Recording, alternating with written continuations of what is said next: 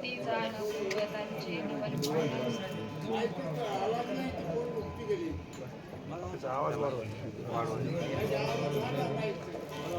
पुंडलिका वरदे हरी विठ्ठल श्री ज्ञानदेव तुकाराम रामकृष्ण हरी. तुमचे प्रश्न कथेची वृत्ती ती झाली. तुमचे ने प्रश्ने श्रीराम स्मरण होतसे अधिक दान.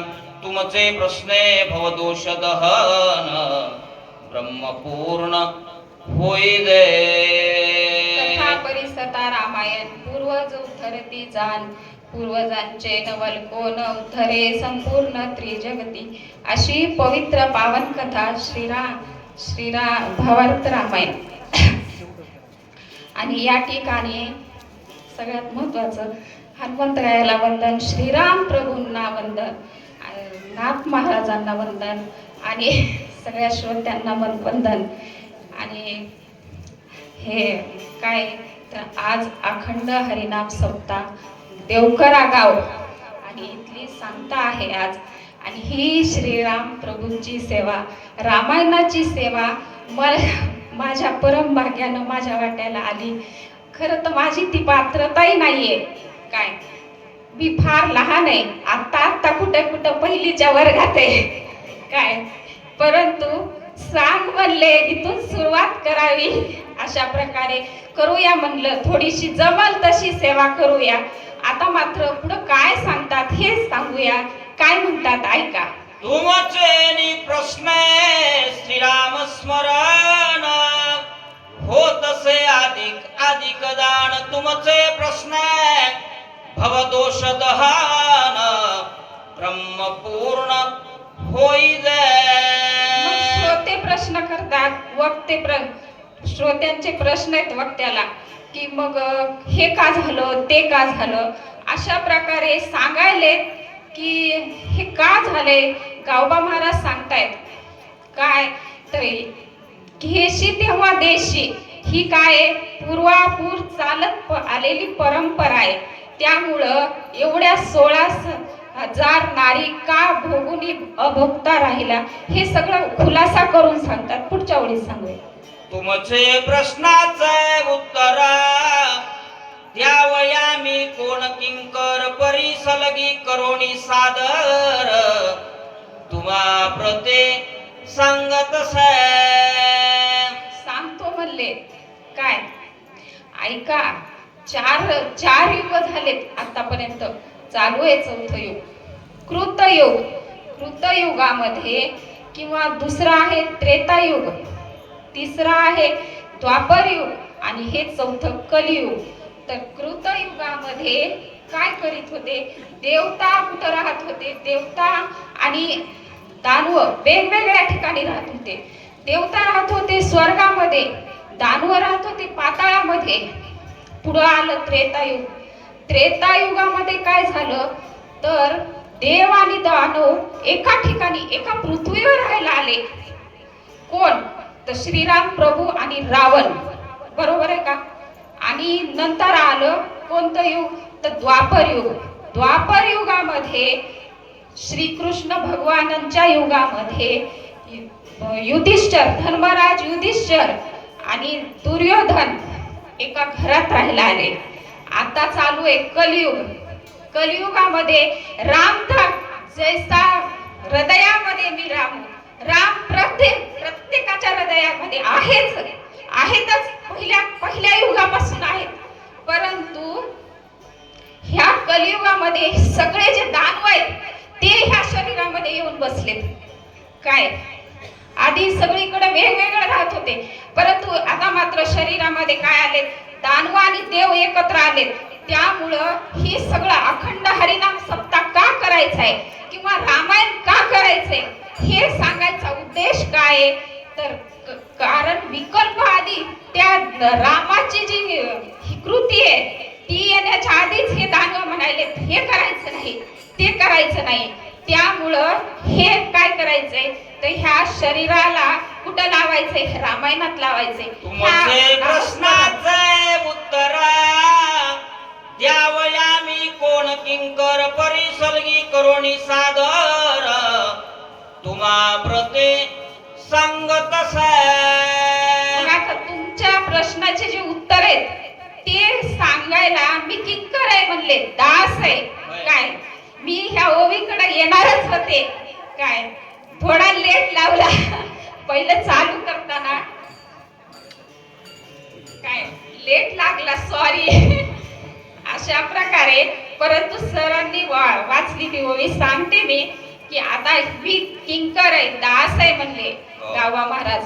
परंतु हे तुमचे जेवढे प्रश्न तुमच्या श्रोत्यांच्या मनामध्ये येतील त्याचं निरसन करण्याचं काम वक्त्याचं असावं, वक्ता तेवढा पात्रतेचा असावा. मी जरी पात्रतेची नसेल तरी गावबा महाराज त्या पात्रतेचे आहेत, नाथ महाराज त्या पात्रतेचे आहेत. काय सांगतात ऐका. रामावतारी स्त्रिया दान केल्या म्हणून पावला कृष्ण, पूर्व संचित अवश्य दान भोगणे पडे देवाधिकार. राम अवतारामध्ये सुवर्णाच्या स्त्रिया तेवढ्या दान केल्या, काय किती 16,108 तेवढ्या दान केल्या सुवर्णाच्या स्त्रिया. त्यामुळं तिथं द्वापर युगामध्ये त्या भेटणार आहेत. काय की परंपरा चाललेली देशी तेव्हा घेशी. ह्या सप्त्याला काय द्यावं लागतंय, आधी पट्टी द्यावं लागते, इथं दान द्यावं लागतंय, मग पुढे हे मिळतंय. काय पुढच्या जन्मातही नाही हो, इथंच मिळणार आहे. परंतु देशी तेव्हा घेशी, त्यामुळं हे सगळं सांगतो म्हणले. पुढे अजून काय सांगतो. पूर्वी स्त्रिया देवो निदान, त्या कृष्णावतारी पावला दान, या लागी श्रुती प्रमाण तिथल्या वाचून पावी जाय. श्रुती प्रमाणच सांगितलंय, तिथल्या वाचून न पाविजे. काहीच मिळत नाही इथं, आधी द्यावं लागतंय. एका हातानं दिलं तर या दुसऱ्या हातानं मिळतंय. त्यामुळं हे सगळं दान दिलं. 16,108 स्त्रिया सुवर्णाच्या केल्या आणि तिथं दान दिल्या. त्यावेळेस द्वापर युगामध्ये त्या भेटल्या. आता राम प्रभू अवतार कार्य संपविणार आहेत. पुढे काय सांगतात आहे.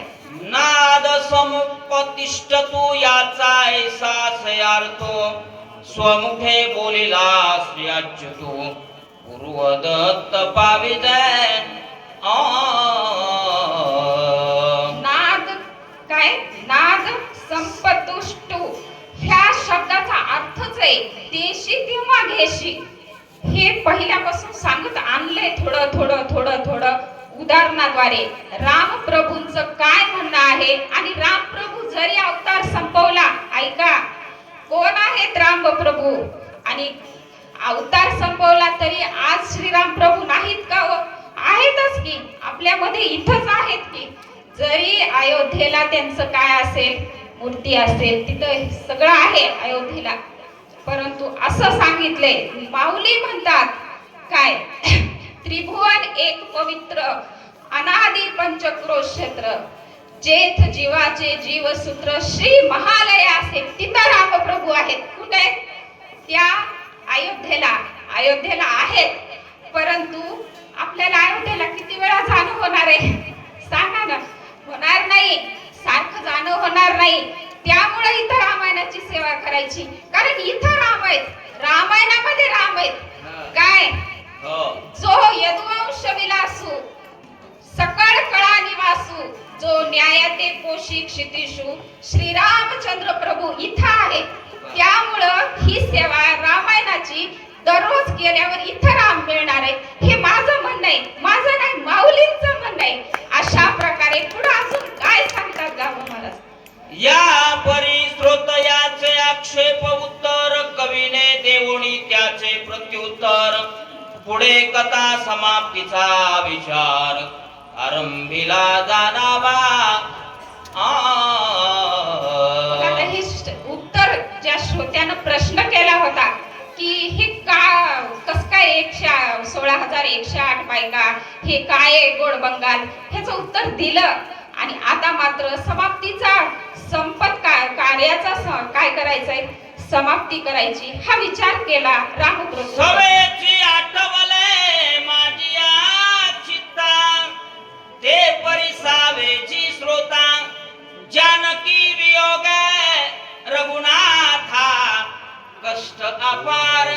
पै झाले.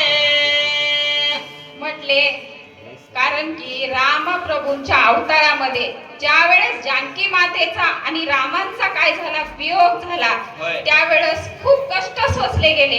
दोघांनाही कष्ट झाले. मग कसे कष्ट झाले सांगतो म्हटले ऐका.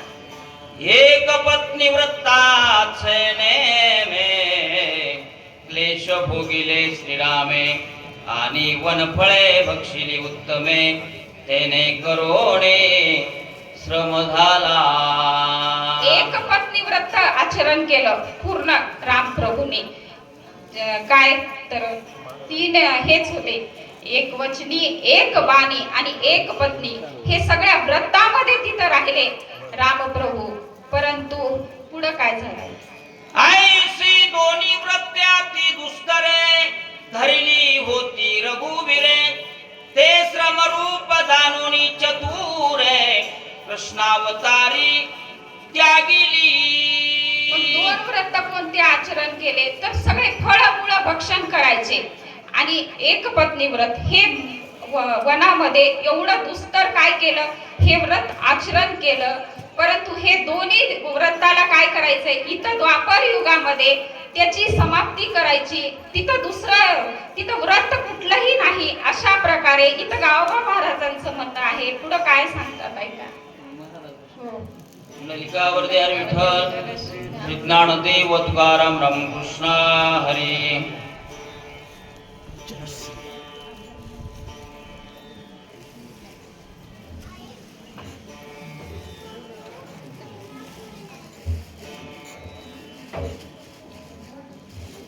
कुंडलिकावरती हरी विठ्ठल श्री ज्ञानदेव. किती वेळ झाले? 10-15 मिनिटं.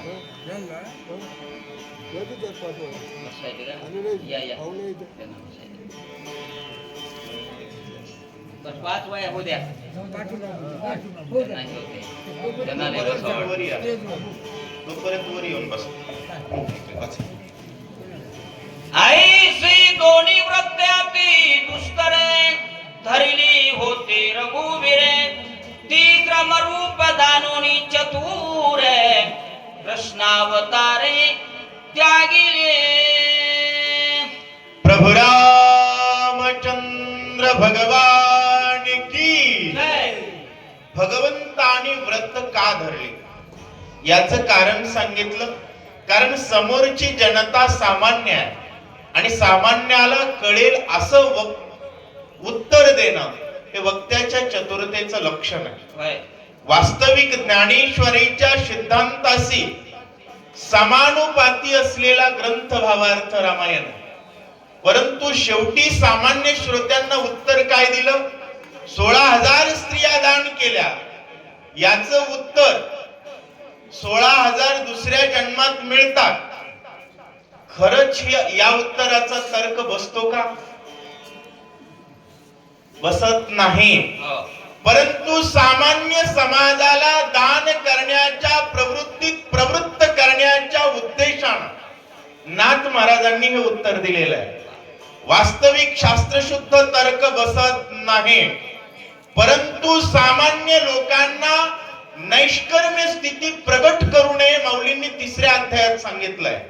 तया सक्रियाची दावावी आणि तेची तया प्रशंसावे अशा पद्धतीचा विषय म्हणून भगवंतान या ठिकाणी भगवंतानं दान दिल्यानंतर मिळतं म्हटलं की लोकांना कळतं आणि कळावं, सत्कार्यात यावं म्हणून सांगितलंय. व्रत नेमाचा धरोणी वीट अवतार धरिला अतिश्रेष्ठ करावया पूर्णत्व प्रगट ऐशी लीला धरियले. ऐशी लीला धरियली कैशी लीला करावया पूर्णत्व प्रगट. होय, राम पूर्ण आहे पण मनुष्यत्व प्रगट केलं आणि कृष्ण अवतारामध्ये ईश्वरत्व प्रगट केलेलं आहे. डोक्याचं जावळ काढण्याच्या अगोदर राक्षसांचा नयनाट केला त्याला कृष्ण म्हणतात. आणि ही लीला प्रगट करण्यासाठी प्रभूंनी हे चरित्र केलेलं आहे असं सांगतात. येहोनी कृष्ण रूपाची गुंथे ही श्रीपती आसक्त होनी विनंते वा, चोरावया हिंडत तसा. अतिशय सुंदर विषय. वेळ नाही, कथा सुंदर आहे माय बाप. भगवान नवनीतासाठी दारोदार स्त्रियांच्या घरी फिरणार आहे. ही लीला करण्यासाठी प्रभूंनी दानाचा प्रकार अवलंबलेला आहे असं इथं सांगताय. वास्तविक होय, 16,108 काय आणि करोडो स्त्रिया जरी भोगल्या तरी जो ब्रह्म आहे असं कोणत्या स्त्रीचं हृदय आहे जिथं प्रभू श्रीकृष्णाचा वास नाही, ज्याच्या निवासाशिवाय देह चालूच शकत नाही, त्याच्या संपर्काला भोग म्हणेल त्याच्यासारखा रोगी जगात कोणीच नाही. त्याच्या असण्याला योग म्हणतात, त्याला जीव शिव विभागाचा योग म्हणतात. रास लीला ही योगेश्वराची आराधना नाही तर योगेश्वराची साधना, आणि त्या साधनेला सज्ज राहण्यासाठी प्रभूंनी ही लीला केली आहे असं उत्तर देत आहेत. भोगी गवळीयांच्या नारी दही चोरी घरोघरी दावी बांधिता सुंदरे. वाह, यशोदा आश्चर्य पावले. दारोदार त्या ठिकाणी गवळ्यांच्या घराघरात कृष्ण होता. मायबाप, काय भाग्य असेल त्यांचं. ब्रह्मांड ज्याच्या उदरात आहे त्याला उखळाला बांधलं. कशाला? की भगवंतानं लीला केलेली आहे. शेवटी भाव बळ चालतं परमार्थात, आणि भाव बळ वाढवायचं असेल तर 2 ग्रंथ आहेत बर का बापू. भावार्थ रामायण आणि भावार्थ दीपिका.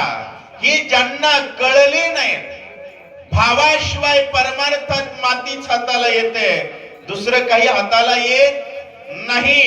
ब्रह्म हाताला पाहिजे असेल तर बळ भावाचं वाढवावं. परब्रह्म अंगणात खेळत ही लीला भागवताची प्रभू प्रगट करणार आहेत असं सांगतात.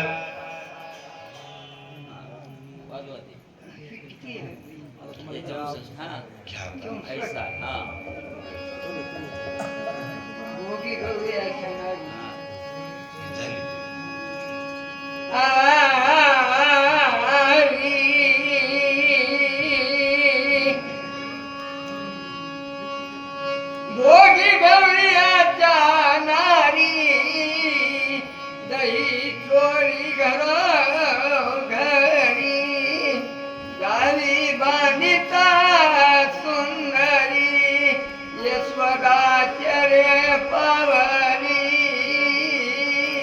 घरोघर दारोदार दही चोरत फिरायचं देवानं मला. देव कोणाच्याही घरी नाही फिरत. आज बदने सरांनी जोडीनं वाचलं सांगितलं. त्याच्या मागची साधना माहितीये का? रोज पती पत्नी ज्ञानेश्वरीचं पारायण करतात. रिकामा मिनिट वाया जात नाही असं त्यांचं घर आहे. एकदा जोरदार टाळ्या वाजवा. मुलगा रामायण सांगतो, मुलगी रामायण सांगते, पती रामायण सांगतो, पत्नी रामायण सांगते, आजोबा रामायण ऐकत होते, आजी रामायण ऐकते, भाऊ बहीण सगळा परिवारच, याला म्हणावं परिवार. आणि असं घर असेल तर देवाला निमंत्रण पत्रिका पाठवावी लागत नाही असं सांगतात. ऐसा लीला विग्रही जनार्दन तोची दशरथी रघुनंदन प्रगट करोनी पुनपना खेळ खेळे नाना परी. नाना परीचे प्रभू खेळ खेळतात. ज्या रामानं अयोध्येत खेळले तेच कृष्ण गोकुळात असं सांगतात. रामायणाचा एक श्लोक भवबंधाचे उदक समर्थ देख कथोनी गेला वाल्मिक शतकोटी संख्या हो. होय, चरितम रघुनाथस्य शतकोटी प्रविस्तरम एक एक अक्षरम पुंसा महापातकनाशनम. अख्ख्या ब्रह्मांडातील सर्व पातकाचं हरण करण्याचं सामर्थ्य असलेला रामायण ग्रंथ आहे असं ग्रंथ करते सांगतायत. श्लोकार्थात्वा एक चरण दोन सादर करी श्रवण तोपर्यंत श्रीराम पूर्ण मुमुक्षा माझ्या गळा. होय, आवडी गाता रामायण श्रीराम सुखावे संपूर्ण श्रोत्याचे निरशी जन्म मरण. होय, वक्त्याचे निरशी जन्म मरण श्रोते संपूर्ण सुखी होते. एवढं सामर्थ्य या ग्रंथाचं आहे. सहज जरी कथा ऐकली तर ऐकणाराचं कल्याण 100% असं सांगतायत. श्रीराम उच्चारे गणिका तत्काळ गेली वैकुंठ लोका. हा निश्चय होता कैलास नायका देह मूर्ती मनोनी. होय, कधीतरी विचार करावा, एवढा मोठा देव का भजन करीत असेल 24 तास आणि रामाचंच का करत असेल. आता मोठी माणसं, आता आम्ही लहान असताना बदनेश्वर मंदिरावर दिसायचे. आम्हाला वाटायचं मोठी माणसं ज्या आरती मंदिरावर जातात त्या आरती आपण जायला पाहिजे, कारण मोठ्याच्या नादी लागलं की माणूस मोठं होतं बरं का, आणि येड्याच्या नादी लागलं की सिद्धांत आहे. जगाच्या पाठीवर सर्वात मोठा देव अंगाला राख लावून 24 तास रामराम करतोय. त्याचं कारण महादेवांनी कथेत ऐकलं, देह विक्री करणारी बाई, काय करणारी, देह विक्री करून पोट भरणारी बाई सहज रामराम म्हणली, तिचा उद्धार झाला. मग असं कोण आहे ज्याचा होणार नाही. जगातील प्रत्येकाचा उद्धार करण्याचं सामर्थ्य रामात आहे, राम नामात आहे, रामायणात आहे. म्हणून भगवान शंकर सांगतात रामायण, ऐकतात रामायण आणि बोलतात राम राम. हा ज्यांचा धंदा आहे ते भगवान शंकर आहेत असं सांगतात. उत्तरकांड संपत्या अंती वैकुंठ गेला लक्ष्मीपती. वाह. ऐशे चरित्र ठेवणी त्री जगती उदरावया कारणे. होय, उत्तरकांडाच्या संगती वेळी प्रभू रामचंद्र वैकुंठाला गेले. याचा अर्थ असा आहे का मागच्यांच्या उद्धाराचा मार्ग बंद पडला? नाही. जगाच्या उद्धाराचं चरित्र प्रभूंनी इथं ठेवलंय. आणि लक्षात ठेवा, ज्ञानेश्वर महाराज कुठं गेले नाहीत, तुकाराम महाराज कुठंच गेले नाहीत, पण लोकांनी त्याही वेळेस माऊलींना छळलं आणि लोक आजही माऊलींना छळतात. कसं? माऊलींना त्यावेळेस विचारत नव्हते ना आता ज्ञानेश्वरीला विचारत नाहीत. छळणच आहे ना. ज्ञानेश्वरी वाचली तर ज्ञानेश्वर महाराज निश्चित कळतील. एकनाथ महाराजांचं रामायण ऐकलं तर निश्चित एकनाथ महाराज कळतील. आणि प्रभू रामचंद्राची कथा जर ऐकली, प्रत्येकाच्या हृदयात राम प्रगट होईल. हरे रावण का वंश मिटेगा जब तक सीता कल्याणी. मायबाप, कार्यक्रम सुरू आहेत सध्या हिंदू मेळाव्याचे. आम्हाला आमच्या मुलींना सांगावं लागतं, मुलींनो नीट राहा. अहो, मुलींना जर सीता कळाली ना, 15-15 दिवस बिनामुळी करणाऱ्यांच्या मागे मुली लागतील का? किती अवघड तंत्र झालंय. आम्हाला काय सांगावं लागतंय, आम्हाला काय करावं लागतंय. या जगाच्या भारताचं वाटोळं होण्याचं एकच कारण आहे, लोकांना रामायणाला जायची लाज वाटते. राम म्हणायची लाज वाटते, रामायणाला यायची लाज वाटते. जोपर्यंत ही लाज संपणार नाही तोपर्यंत भारताची लाज सुरक्षित नाही. ज्या दिवशी रामायणाला गर्दी राहील, भारताच्या केसाला धक्का लागणार नाही याची जबाबदारी आपले सिद्धांत आहे. एका जनार्दन शरण झाले उत्तरकांड संपूर्ण. पुढे श्रोती करावे श्रीराम स्मरण. राम राम म्हणावे. एका जनार्दन स्वामींनी सांगितलं रामायण पूर्ण झालं. आता श्रोत्यांनी काय करावं? करावे श्रीराम स्मरण. आणि काय म्हणावं? राम राम. आता देवखऱ्याच्या कोणत्याही घराकडे बघा बरं, कोणत्याही घराकडे बघा, जय श्रीराम, जय श्रीराम, जय श्रीराम. निव्वळ तुक्कार जरी फिरणारा असला ना तर 10 माळीचा जप होईल. किती माळीचा? आणि महाराज पुण्याची गणना एवढं सामर्थ्य बीज मंत्रामध्ये आहे आणि त्याचा जप करा. आणि तुमचं हे जर तप वाढलं ना तर जगाच्या पाठीवर तुमच्याकडे वाकडं पाहण्याची कोणाचीच हिंमत नाही. ग्रंथ करते सांगतायत आधीपासून अंती वारी वा. श्रीराम कथा अमृत लहरी सादर दो श्रवण करी चोची संसारी धन्य हो. मायबाप राम राम म्हणणाराचा उद्धार होतो, कधी कधी रामायणाला येणाराचंही कल्याण होतं.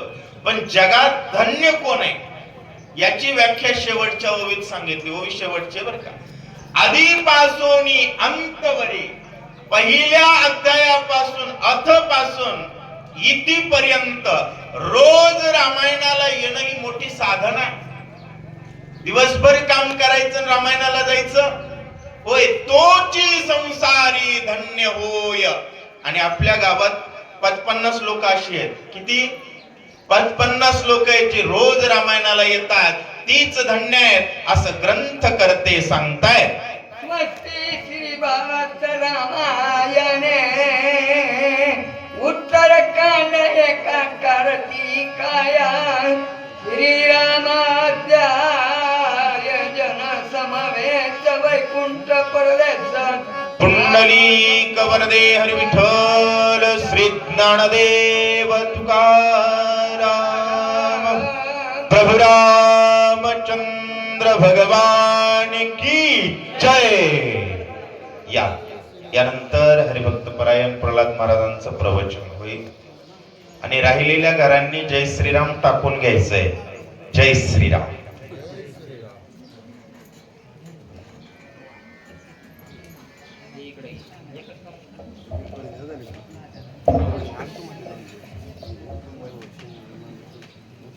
Okay.